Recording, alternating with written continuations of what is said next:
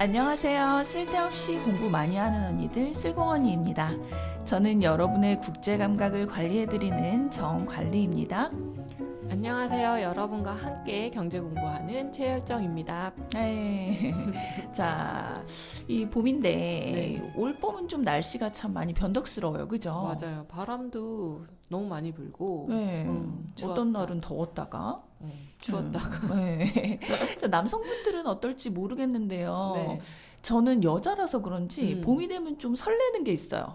꽃 피니까. 네, 그쵸. 맞아요. 막 파릇파릇한 새싹, 예쁜 꽃들 막 보면 네. 왠지 막 새로운 희망이 생기잖아요. 그쵸. 그리고 네. 날씨도 좀 따뜻해지니까 야외 활동도 하고 싶어지고. 그쵸. 네. 그래. 이렇게 겨울을 이겨내고 피어나는 꽃처럼 네. 나와 열정 씨, 그리고 우리 쓸공님들과 함께 활짝 피어나 보고자 하는 이런 생각. 자, 이런 설렘을 듬뿍 쏟아 넣어서 네. 자, 오늘 방송 해봅시다. 알겠습니다. 네. 자, 우리 지난번에 음. 다양한 경제 구역을 알아야 세계 경제가 보인다 에피소드 방송했었잖아요. 네, 맞아요. 그때 네. 끝난 게 아니었죠. 네. 자, 3부작인데 네. 오늘은 이제 2부. 자, 그 후속편이자 심화편. 근데 좀 시간이 좀 흘러가지고 저희가 기억이 좀 가물가물하거든요. 그죠. 지난 시간 복습을 좀 하고 들어가면 좋을 것 같아요. 네, 복습해볼까요? 네. 자, 간단하게 봅시다. 자, 지난 시간에 어떤 이야기를 했었냐 하면요. 네. 자, 요즘 세계는 경제가 신자유주의에서 국가주의로 다시 복귀하려는 경향에 주목하고 있다. 네, 맞아요. 예, 자, 하지만 세계 경제는 신자유주의 대 국가주의라는 단순한 이분법만으로는 설명되지 않는다. 세계의 경제를 더 잘 이해하려면 세계 곳곳에 있는 다양한 경제 구역들을 알아야 한다. 맞아요. 특별 경제 구역, 네. 도시국가, 조세 피처, 이노베이션 허브 등이 그 경제 구역의 예다. 맞아요. 예, 이런 곳들은 일반적인 룰과 규제가 적용되지 않는다까지 알아봤었어요. 그래서 지난 시간에 언니가 그 영화도 하나 소개해줬잖아요. 시크릿 세탁소. 봤죠, 또 오, 제가. 또, 역시 우리 열정 씨는 정말 네. 자세가 돼 있어. 언니가 또 그거 이제 지금 이거 경제구역 공부하니까 추천을 해주셔가지고 제가 그걸 봤는데 네. 그 이제 조세 회피처에 대한 이해가 꽤 많이 되더라고요. 영화 한 편으로. 그쵸. 네. 네. 그리고 또 그 앞부분에 그 두 남자 주연 배우가 자본주의 이 세상에 대해서 되게 신랄하게 그죠. 비판, sarcastic하게. 예. 그거를 좀 봐도 좀 자본주의를 이해하는데 또 도움이 되더라고요. 그쵸. 그러니까 좋은 영화였어요. 꼭 보시길 쓸공님들도 꼭 보시길 추천드려요. 예. 두 번째 추천이네요. 네. 자, 그래서 오늘 본론으로 한번 들어가 볼까요? 네. 예, 이 구역들에서는 이제 조세가 유예되기도 하고 투자자가 자신만의 룰을 만들 수 있는 곳, 요게 이제 경제 구역들이잖아요. 맞아요. 네. 자, 요런 경제 구역들이 공식적으로는 82개, 비공식적으로는 5,400개가 있다고 합니다. 5,400개요? 전 세계. 전 세계.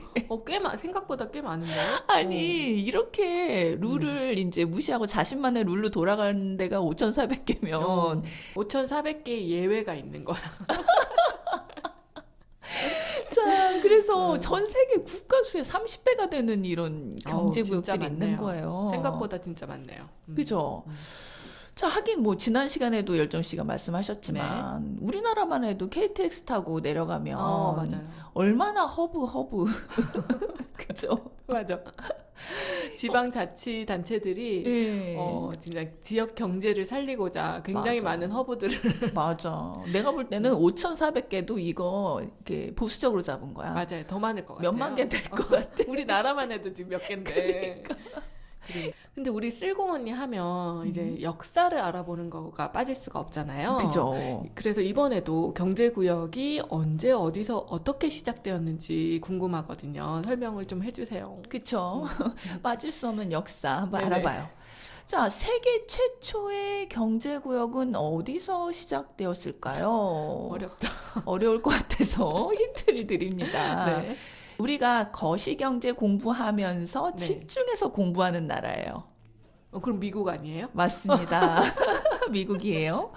자, 네. 미국인데 네. 1930년대 대공황 시절 뉴딜 정책 때 만들어집니다.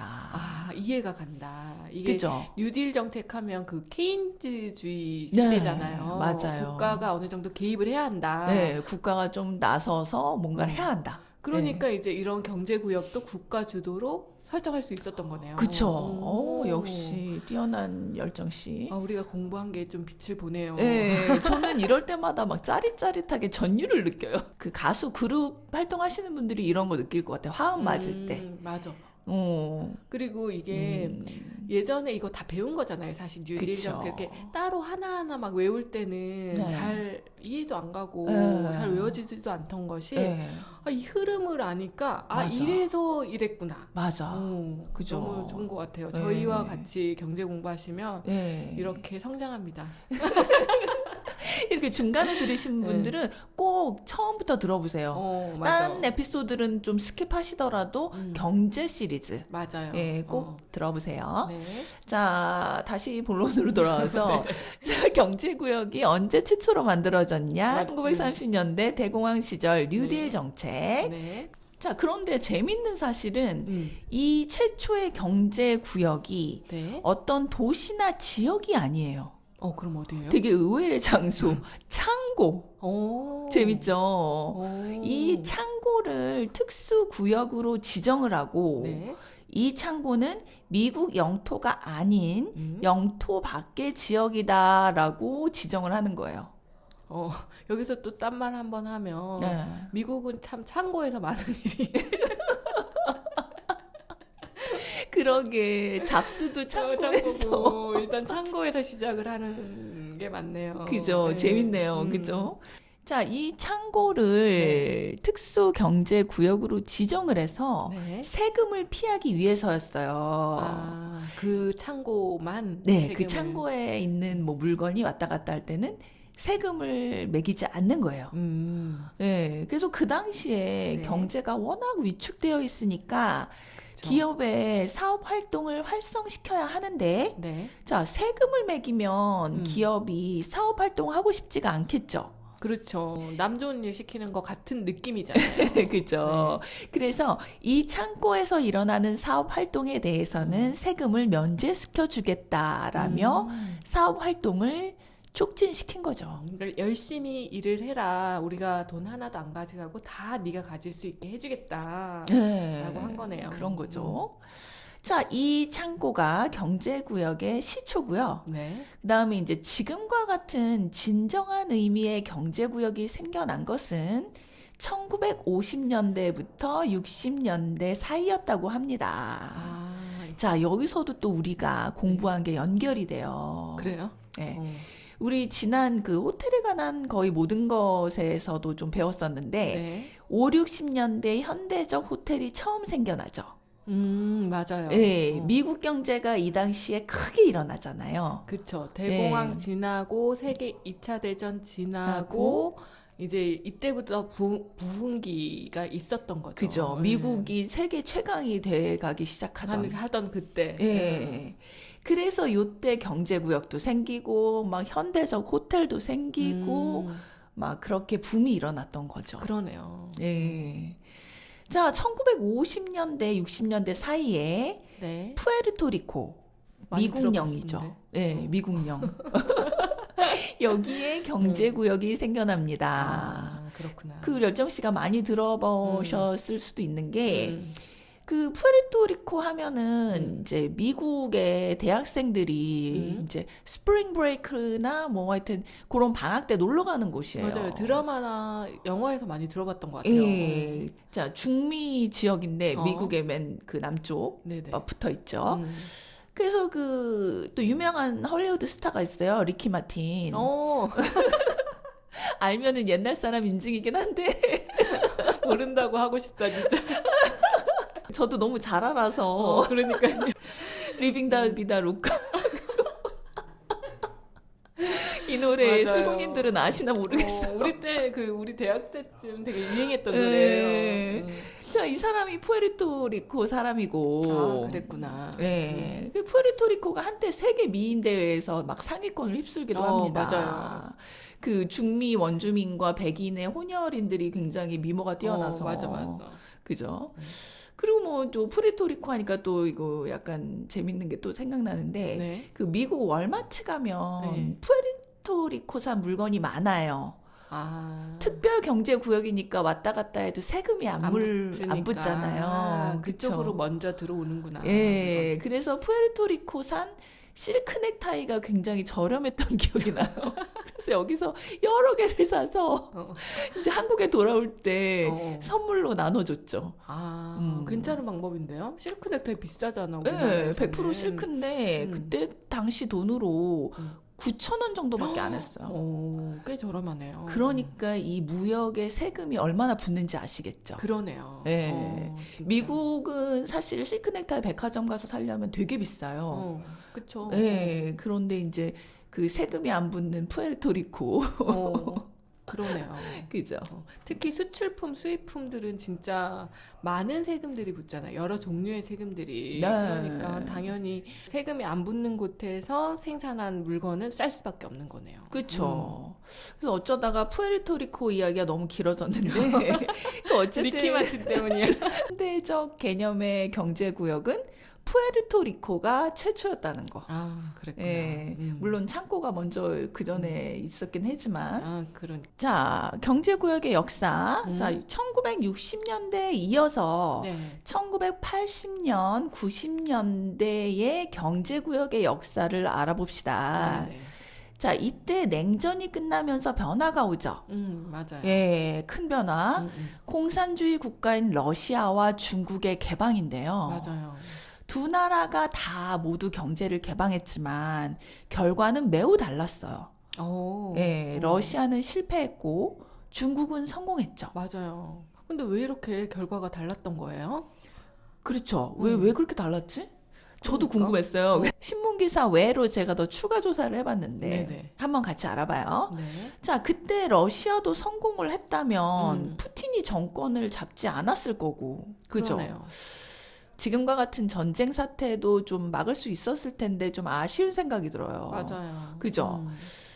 자, 이 러시아가 개방에 실패한 이유. 이것이 그 무리한 다이어트의 실패 원인과 비슷해요. 아, 그래요? 네. 그러니까 너무 급격한 변화. 아. 갑자기 운동을 너무 한다든지, 갑자기 너무 안 먹는다든지, 이러면은 부작용이 오죠. 그쵸. 요요 오듯이. 네. 즉, 너무나 급격한 개방이 실패를 가져왔다고 해요. 아직 준비가 안 된 상황이었는데, 국민도 그렇고, 정부도 그렇고. 맞아요. 근데 그냥, 아유, 모르겠다. 개방, 이렇게 해버리니까. 그죠. 부작용이 있었을 것 같기는 해요. 이게 러시아가 자존심이 되게 강하잖아요. 맞아. 그러니까 그런 것도 있었을 것 같아. 뭐, 내가 같은 공산주의 국가지만 내가 중국보다는 잘난 나라인데. 그치. 그치. 공산주의라는 개념 자체가 사실 러시아가 원조거든요. 그쵸. 그러니까 우리가 형님 국가다라고 생각할 수 있는 거죠. 네, 그러니까 중국이 한 뭐 10일 개방해? 난 100 개방이야. 뭐 이럴 수도 있어. 그렇지. 우리 개방도 우리가 형님이다. 그럴 수도 있어. 그렇죠. 그래서 이제 지난번에 고르바초프 돌아가셨을 때 네. 특집 기사를 본 적이 있어요. 네. 이 고르바초프가 냉전을 종식시킨 공로로 네. 노벨 평화상도 받으신 분이죠. 맞아요. 네, 근데 이제 그 기사에 고르바초프의 꿈이 이제 실현되지 못했다라는 글이 나왔었어요. 근데 저도 좀 잠시 찡하더라고요. 네. 어릴 때 뉴스에서 자주 봤던 분인데. 그렇죠. 뭐 이마에 여기 뭔가 반점이 있어서 되게 인상 깊잖아요. 맞아요. 그래서 이제 소련이 붕괴된 후에 옐친이 러시아의 대통령이 되잖아요. 네. 근데 그분이 자본주의로의 변화에 크게 실패를 하시죠. 그러니까 이게 지도자가 굉장히 중요한 것 같기도 해요. 맞아요. 이런 뭐 어느 사회 체제를 잘 뭐 적응시키고 이러는 데에는 네. 지도자의 힘이 좀 큰 것 같더라고요. 그렇죠. 그래서 이제 그 러시아가 개방은 했는데 그 당시에 대기업의 독과점과 부정부패가 굉장히 심했다고 합니다. 아, 그렇구나. 그래서 이제 러시아 정부가 그런 독과점과 부정부패를 단속하는 데 실패하면서 네. 자, 러시아 국민들이 이게 뭐냐. 오히려 구소련 시절보다 사는 게 더 어렵다. 이러면서 불만이 커진 거죠. 그러니까 음. 예전에는 그래도 다 같이 뭐 못 살고 그러게. 공평하기라도 했지. 그치. 이제는 대기업들은 이제 부정부패로 잘 사는 네. 사람들이 생기고 네. 그러면은 이제 상대적 빈곤감까지 느껴야 되는 거잖아요. 그쵸. 그럼 그렇게 되면서 러시아 국민의 지지를 못 받아서 아, 자본주의로 100% 전면 개방하려다 네. 공산주의로 회귀하고 맙니다. 아이고. 안타까워요. 그죠? 안타까운 사실, 진짜 현실이네요. 안타까운 현실이에요. 그러니까 자, 반면에 그러면 중국은 어떻게 성공이 됐냐? 중국은 일단 결과론적으로 봤을 때는 네. 지금 어쨌든 G2잖아요. 그쵸. 그러니까 굉장히 성공한 거죠. 그쵸. 이거 어떻게 보면. 이 중국이 제가 볼 때는 그 민족성도 그렇고 좀 융통성이 러시아보다는 더 많은 것 같아. 그리고 네. 중국 사람들이 기본적으로 경제 개념이 있잖아. 돈을 맞아, 좋아하잖아요. 맞아, 엄청. 맞아. 그래서 중국은 경제구역을 지정해서 부분적으로 경제를 개방했어요. 한 번에 완전한 개방을 하는 경우에 올 충격을 완화하기 위해서였던 거죠. 생각보다 똑똑한 방법이었던 것 같아요. 그쵸? 그 이 중국은 또 홍콩의 경험이 있잖아. 홍콩처럼 요렇게 개방이 되니까 요렇게 해서 그 구역을 통해서 이득을 볼 수 있다라는 걸 알았던 거죠. 아, 그죠? 그러네. 네. 그래서 중국이 굉장히 이 경제 특구 이런 거 설정하는데 되게 영리한 것 같아요. 맞아, 영리해요. 그 항구를 되게 잘 지정해. 그러니까. 그죠? 네.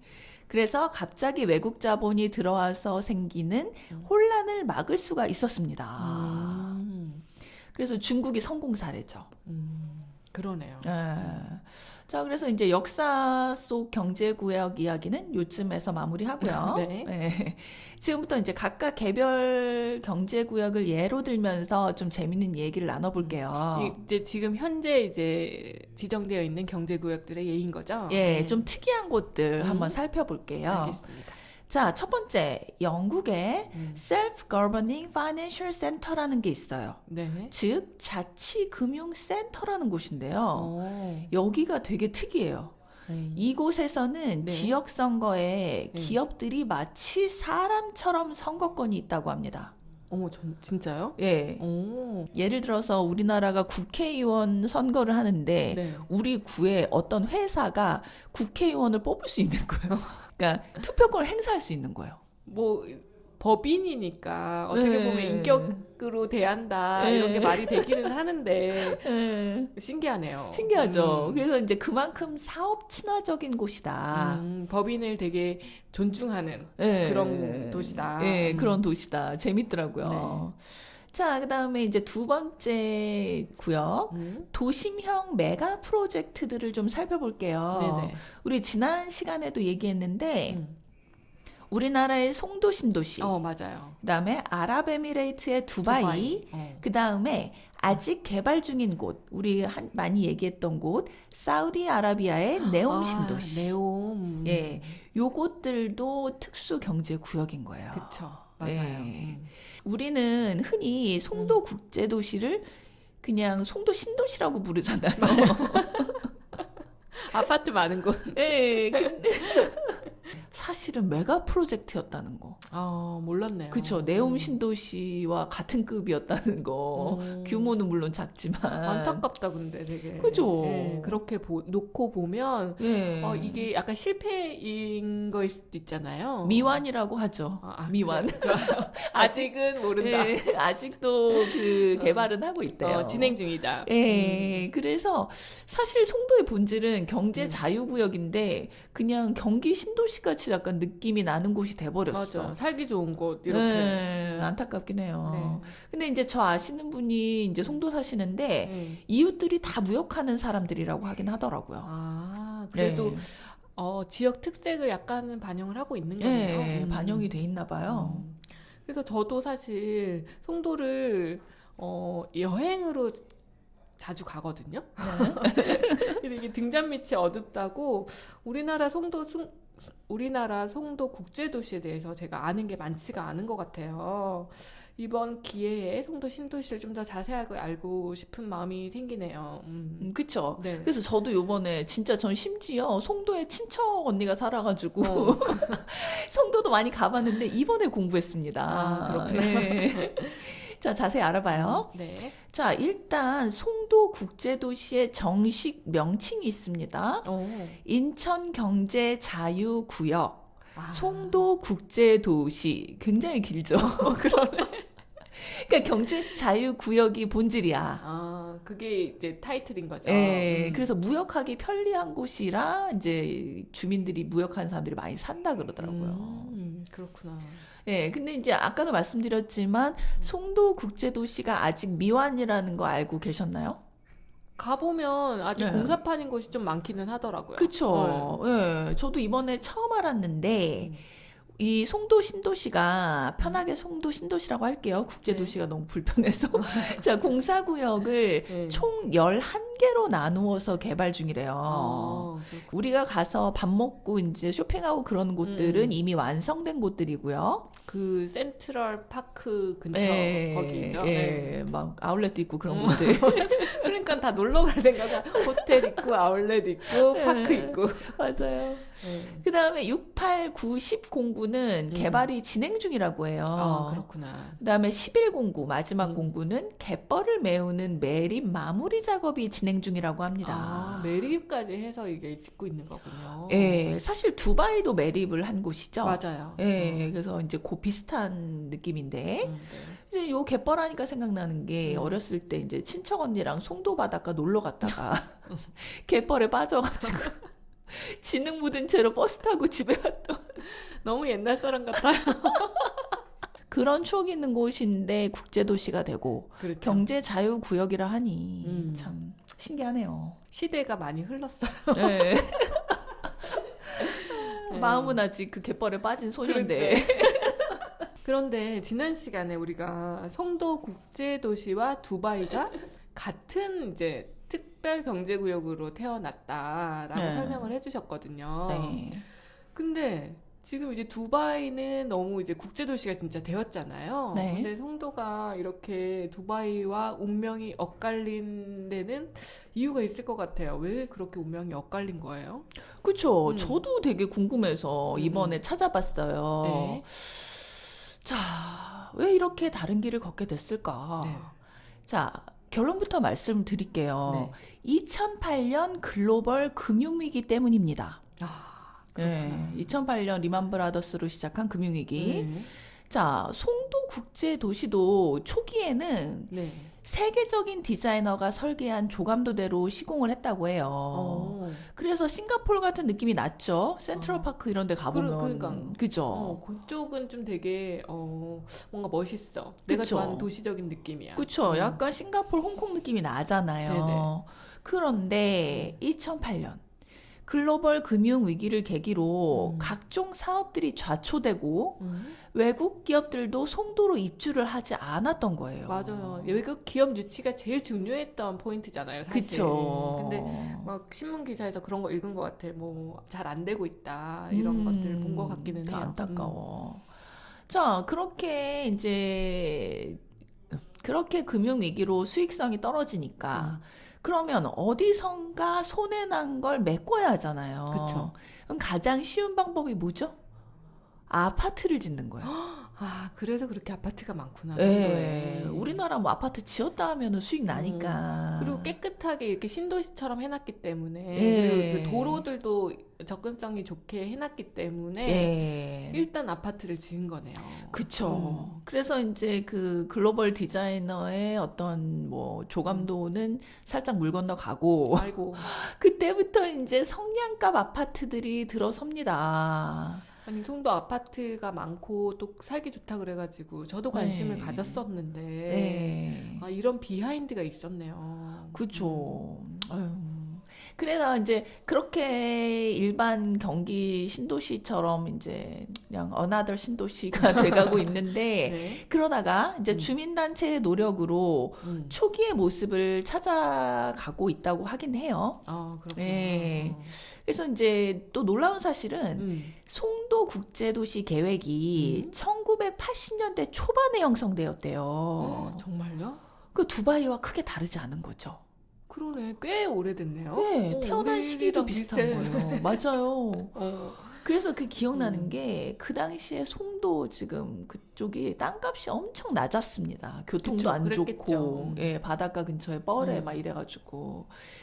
그랬는데 80년대 초반에 계획이 있었다면 제가 볼 때 영향력 있는 사람들은 알았겠죠. 그쵸. 그래서 그죠? 막 그런 얘기 많이 하는데 땅 투자할 때는 진짜 국가의 정책을 정말 면밀히 연구해야 된다. 맞아. 이런 얘기를 많이 하기는 하는데 예. 그래도 사실 30년은 기다려야 되는 거잖아. 이렇게 안 한 세대가 지나 한 세대가. 그치. 내 때가 아니라 내 자식 세대의 빛을 보는 거잖아요. 그치. 그러네요. 그럼 이제 사실 2008년 글로벌 금융위기는 전 세계적인 위기였잖아요. 그쵸? 두바이도 영향이 없지는 않았을 것 같거든요. 네. 두바이는 어떻게 이겨내고 지금까지 승승장구하고 있는 거예요? 비결이 그쵸. 있을까요? 그쵸. 2008년에 금융위기. 음. 두바이도 역시 금융위기에 어떤 타격을 맞았다고 하긴 해요. 그렇겠지. 예, 비결이 뭘까? 네. 일단 그 두바이 역사부터 시작을 해볼게요. 자, 두바이는 2000년대 초반부터 글로벌화된 도시입니다. 생각보다 짧다. 그쵸. 네. 우리는 지금 1980년대 초반에 송도 계획을 세웠는데, 그죠? 자, 영국의 식민지였기 때문에 역사도 매우 짧아요. 그냥 그러네요. 부족들이 이제 양치고, 그다음에 물고기 잡고, 사막에서 살던. 물고기 잡고, 그러던 곳이었어요. 근데 어떻게 이렇게 성공을 했을까? 네. 자, 저도 이제 궁금해서 찾아봤는데, 이제 걸프 뉴스라는 곳의 기사를 좀 찾아봤습니다. 네. 자, 두바이도 금융산업이 발달을 했기 때문에 2008년 금융위기를 맞이하긴 했습니다. 그렇겠죠. 위기에서 자유로웠던 건 아니에요. 네. 자, 그렇지만 바로 회복을 했대요. 자, 그 성공의 비결, 바로 ABS 모델이라는 것인데요. ABS 모델이요? 예, 자, ABS는 약자인데, Attraction, Branding, State-led Development라고 해서, 자, 끌어들이고 attraction, 그 다음에 branding, 두바이를 브랜딩하는 거죠. 우리는 이렇게 멋진 곳이다. 그 다음에 state-led development는 국가 주도의 개발이라는 거예요. 아, 이게 전략이라는 거네요. ABS 모델 자체가. 예, 요 전략대로 해서 성공했다는 건데, 이 모델 덕분에 이제 금융위기 때도 일관성 있게 개발을 추진했다고 합니다. 자, 걸프만 연한 국가들은 원래 경제 개발하는 데 있어서 어떻게 보면 독재적인 면이 보일 정도로 국가 주도죠. 국왕이 강력하게 이끌고 나가잖아요. 일단 이 주변은 석유가 많이 나니까 네. 국왕한테 부가 편중돼 있어. 편중돼 있어. 왜냐면 우리나라처럼 이제 국민이 열심히 개미처럼 일해서 돈을 벌면 국민을 무시를 못 해. 그러니까요. 근데 이런 나라들은 국민이 열심히 일한다기보다는 나라에서 천연 자원을 팔기 때문에 맞아요. 국민이 어떻게 보면 약간 무시당해. 경제 개념이 예. 완전 다를 것 같아요. 그쵸. 그래서 어떻게 보면 우리나라가 자원이 없는 게 속상하다가도 그래도 내가 이런 나라에서 태어났으니까 귀족이 아니어도 이 정도라도 대우받고 살지 않나. 그리고 이 머리를 우리는 계속 개발하잖아. 머리를 끝도 없이 개발해야 돼. 그죠. 이렇게 걸프만 연한 국가들이 네. 국왕이 주도적으로 이제 어떤 정책들을 추진하다 보니 네. 이 개발 계획이 흐지부지 이제 유야무야 되는 일이 없었던 거예요. 일관성 있게 추진할 수 있는 거네요. 네. 개인적으로 뭐 이런 추진이 꼭 긍정적인 면만 있다고 보지는 않아요. 맞아요. 그죠? 그렇지만 결과론적으로는 성공을 가져왔다는 건데 우리나라도 뭐 7, 80년대 이런 원리로 개발을 하지 않았습니까? 맞아요. 새마을 운동 이런 거 하고 이게 다 국가 주도로 경제 개발을 이루겠다는 그죠? 거였으니까. 그래서 명암이 좀 있었잖아요. 맞아요. 그죠? 자, 게다가 두바이는 해외 투자 유치를 하는 데 있어서 브랜딩을 아주 잘했다고 하는데요. 네. 자, 건축을 아주 잘해가지고 첨단 도시로서의 이미지를 확고하게 만들었죠. 맞아요. 근데 이제 건축을 잘하는 것도 되게 싼 인력을 쓴 건데, 음. 그죠? 역시 인권은 무시되었을 거고. 우리나라에서 많이 건축한 거 아니에요? 건설한 거 아니에요? 그 디자인은 서양 서양에서 회사에서 하고, 짓는 거는 우리나라에서 우리가 많이 짓고, 하고, 그 다음에 그 노동 인력은 인도나 파키스탄에서 제공하고. 그치. 전 세계가 참여했네요. 그러네요. 정말 석유 하나를 가지고 이런 걸 다 할 그러네. 수가 있었네요. 자, 이렇게 건축을 이제 잘하고, 자, 그러면서 럭셔리다, 최첨단이라고 하는 것은 무조건 다 했죠. 맞아요. 예. 7성급 호텔이란 개념도 두바이에서 처음 만들어진 맞아. 거잖아요. 되게 높은 그 호텔. 그죠. 그리고 그거를 홍보도 잘해가지고 뭐 영화 같은 거 로케이션으로 많이 그쵸. 활용을 했잖아요. 그쵸. 그런 걸 되게 잘하는 데인 거예요. 맞아요. 그 미션 임파서블. 그죠. 벽 타고 막. 예. 그래서 최초의 3D 프린팅 빌딩, 그러니까 3D 프린터로 빌딩을 짓는 것도 두바이에서 했다고 해요. 그러네. 자, 걸프만 연안 국가들 네. 여성 인권을 무시하기로 좀 유명한 나라들이잖아요. 그쵸. 맞아요. 열악한데 두바이는 이제 그 중에서 그나마 나은 거예요. 여성 인권 향상에 힘쓰는 모습을 보이면서 이제 세계인들이 볼 때도 이슬람 국가지만 나쁘지 않네? 와, 그러니까. 생각보다 멋있네? 이게 예. 이슬람 국가지만 어느 정도 치안도 어느 정도 보완이 될 것 같고 예. 그러니까 관광도 많이 가고 이렇게 그쵸. 잘 지어놓고 했으니까 그쵸. 그러면서 되게 이미지가 좀 좋아진 것 같아요. 맞아요. 그래서 왜 우리 때 그 두바이로 신혼여행 가는 사람 많았잖아요. 그리고 그 두바이 경유해서 가는 것도 유행이었어. 맞아, 두바이에 유행이었어. 오래 있기는 좀 그러니까 하루 이틀 경유하고 유럽으로 간다거나 맞아, 막 맞아. 그랬던 것 같아요. 유행이었죠. 결국은 송도와 두바이의 차이는 이런 금융위 같은 경제적 어려움이 닥쳤을 때 일관성 있게 추진하지 못했던 그런 거라고 볼 수 있겠네요. 맞아요. 좀 안타깝긴 해요. 자, 하지만 뭐 우리나라와 아랍에미레이트는 정치적, 지리적 차이가 또 존재하잖아요. 그렇죠. 그래서 이제 절대 비교를 하기는 좀 어렵고 이 다시 신도시가 르네상스를 맞이했으면 하는 바람입니다. 그러네요. 네. 송도 신도시에 투자해야 되나? 르네상스 맞이하기 전에. 자, 오늘은 경제구역의 과거 역사, 그 네. 다음에 송도와 두바이의 차이점을 알아봤습니다. 아직 경제구역에 대해서 말씀드릴 게 또 남아있어요. 아직 남았어요? 네. 오, 재밌어요, 근데. 네, 이런 다음 시간에 더 재밌는 얘기가 또 기다리고 있습니다. 지리적인 어떤 그 정보와 함께 역사도 알 수 있고 네. 이러니까 좀 유익했던 시간인 것 같네요. 재밌죠? 네. 자, 스공님들 함께 해주셔서 다시 한번 감사드리고요. 네. 다음 주에도 설레는 마음으로 다시 찾아뵐게요. 다 같이 즐거움합시다. 즐거움합시다.